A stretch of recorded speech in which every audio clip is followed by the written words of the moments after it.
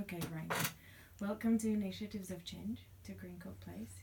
We are recording a video for the fellowship weekend, which will be on the topic of the 4 IofC values: honesty, unselfishness, love, and purity. And I would like you to tell us about love.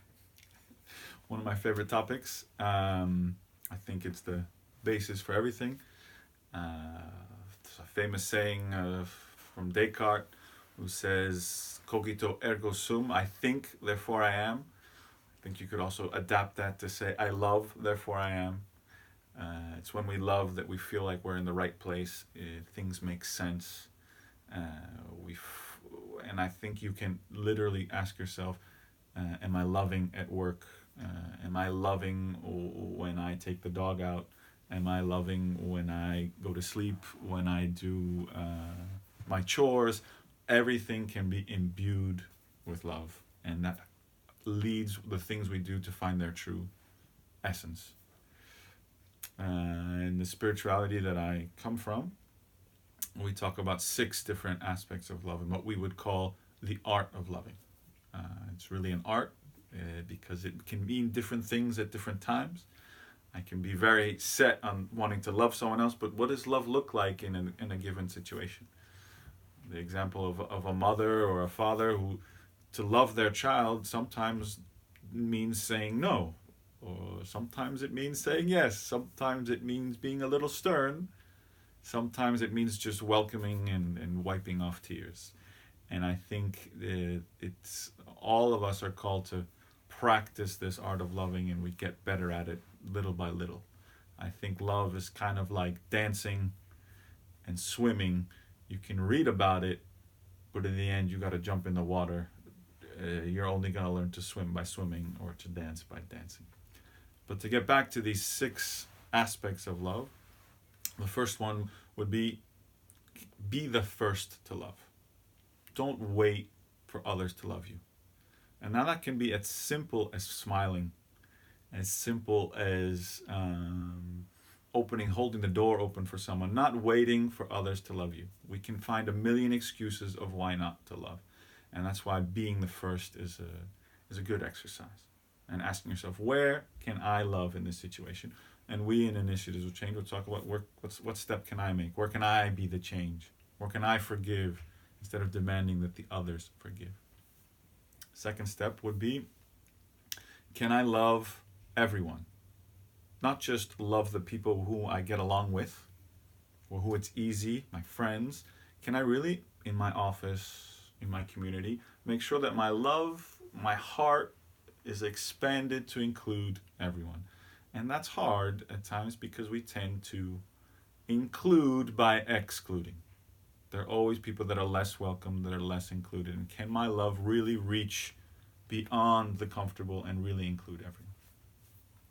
The third point would be, well, to love everyone, then, as it comes up in Christianity, but I would say also in other religions, that to love even the unlovable, or love the enemy, love the person. Now, we don't all have necessarily a real enemy at work, but we do have people that we don't get along with as easily. And in certain sense, you could call that an enemy, someone who makes my life a little difficult, gets on my nerves. How could I love even them? And that's a practice, and that takes time, and that takes making lots of mistakes. But I would say that's an important aspect of really having your love be full and your heart function as well as it's called to be. Then your love really needs to go to even those whom you feel it would be most difficult.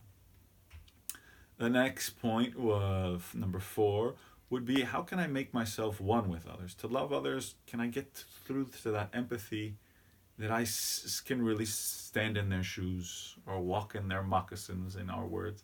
And can I make them feel that there is unity between us, that I understand them, that there's solidarity, that we've become part of the same family? So love to the point, it's almost like a goal of building unity that we've built. And that's not just between 1 or 2 people, but between a group. The next point after that would be, again, this comes again from Christianity. How could I love in Christianity? Jesus said, whatever you do to the least of my brothers, you have done to me. And Christians would have then translated to love Jesus in other people. I think you can translate that even further to love what is most beautiful, what is most special, what is most divine, what is most sacred in the other person. It certainly helped me that, especially when someone has been difficult, that I don't just see that person as the difficult outer expression that I see in front of me. I see someone who is of infinite value, who is sacred, who is unique. No one else in the world is like that person in front of me. And what I have in front of me is an infinite gift for me, no matter how annoying that person may be. So how can I love that person? That'll be the fifth point. And if, again, that takes some practice.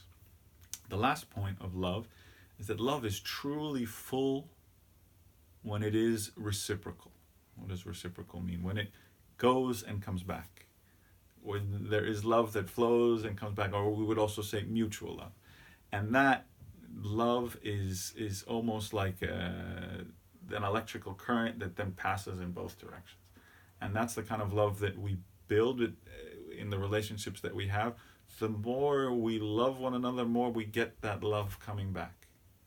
Now, I'm not saying you should only love someone so that they love you back. That would be a little bit of interest in it.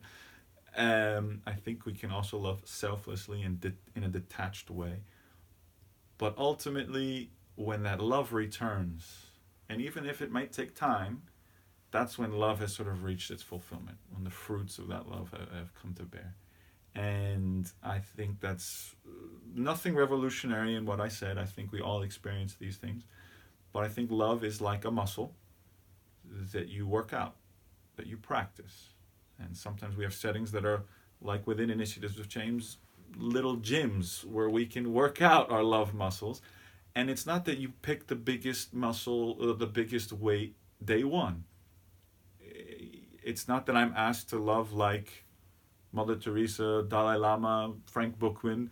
Today, I'm asked to love as much as I can. Maybe that's this much. But the more I do it, just like working out, the more I can, and the more it grows. And the same funny thing happens with others. The more they receive my love, the more capable they are of receiving it, the more recognizing they are of that, and that grows. And I had many experiences where someone was perhaps didn't like the way I spoke, perhaps realized I came from a country that they didn't really appreciate, or had some sort of blockage in the relationship. But because I continued to try to be the first to love the enemy, to seek unity, to love what was sacred in them if I couldn't love what was external, little by little, love, like a river that flows, crashes down against the rocks, will wear that down. And it got to the point where it was a real friendship, a reciprocal love, and that person accepted me for as I was. So all I can do is really encourage everyone to do what they really all feel called to do, is continue to love. Almost sometimes I would say a great phrase that I heard once is, don't think, just love. And then the rest kind of falls into place.